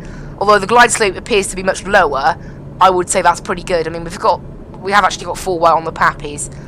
We've got a bit of a 14 knot wind there. The wind isn't accurate. I think it's well known that the live weather, no matter where you fly, the wind is always coming from that 220 direction. Rather than, it should be 330 at 7 knots, which it isn't. So something, you can see there, look, they've given us what is the wind, the real life wind, and that's the wind we're actually getting. So there's clearly something a bit weird there. Right, autopilot off. I'll take control of this manually now, because we are slightly too high now. And however, you know, we've recovered from being massively too high. We're actually not too high anymore. So in the end, ATC telling us to climb didn't really have an effect on the flight, which is good. That's what we want. Just need to get us down on the ground now with this stupidly bad wind. The wind is totally fake. You can see there is the terminal at Erfurt. We're going to be parking somewhere around there on the GA apron area. Gas ourselves back lined up with the runway. The wind has actually decreased to about 10 knots. So the wind speed is pretty good. It's the wind direction that's clearly broken. The wind direction is meant to be 330. It's 220. Wind 220 at 9 knots. So something is clearly bad with that, but never mind. Apparently we're still too high. We're looking okay for me. I think we're alright. I'd say we're okay, but there's minimums, I guess. Actually, no, minimums is 12.16. There's minimums. Continue. Apparently we're still too high according to the Pappies. There you go. They're now agreeing with us a bit more. Or they were. I think we're alright. Right.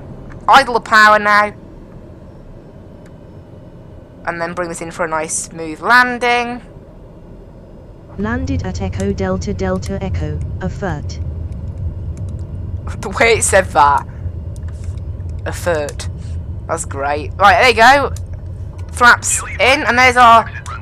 And that's where we need to return from the runway. Hello, welcome everyone to Erfurt.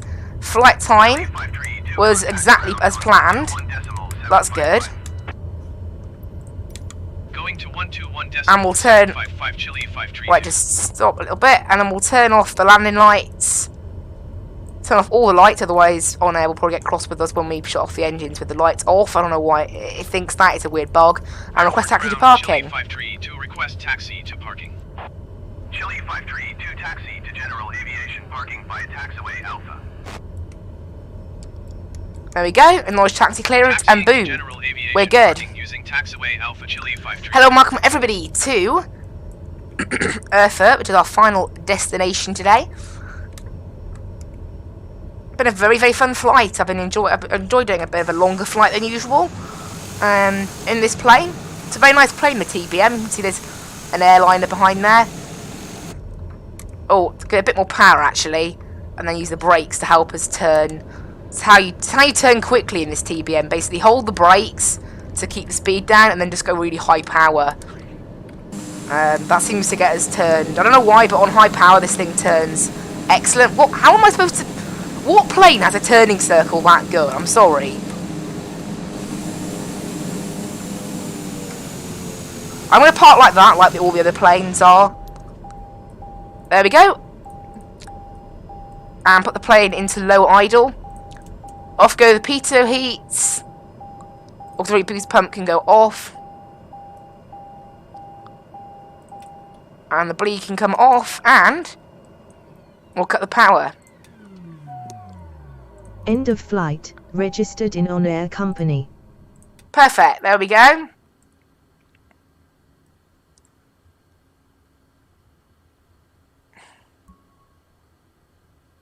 There you go, end of flight, all completed.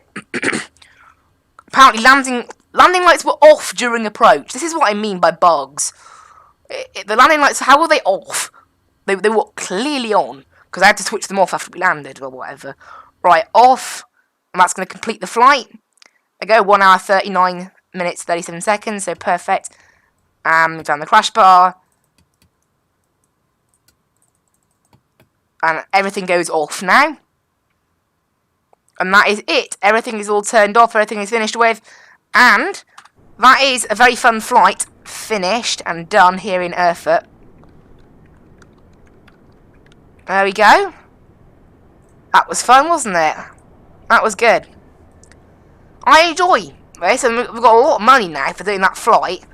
Let's have a look. So we had 330k when I started that flight. We now have 380k. So that's really good. And my actual my AI pilots are actually still flying around right now, still doing their day's work. So that's good to see.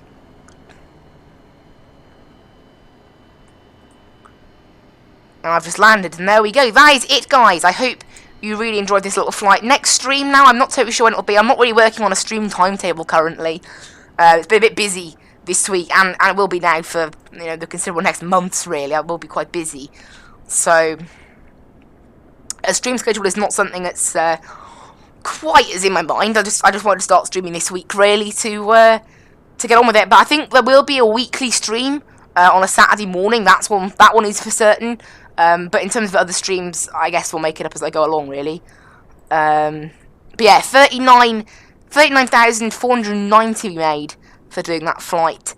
Then that was really good, and only 1,000 for the fuel, and only 70 for landing fee. So that was really good, and the renting fee was 700. So we made a massive profit, which is really good.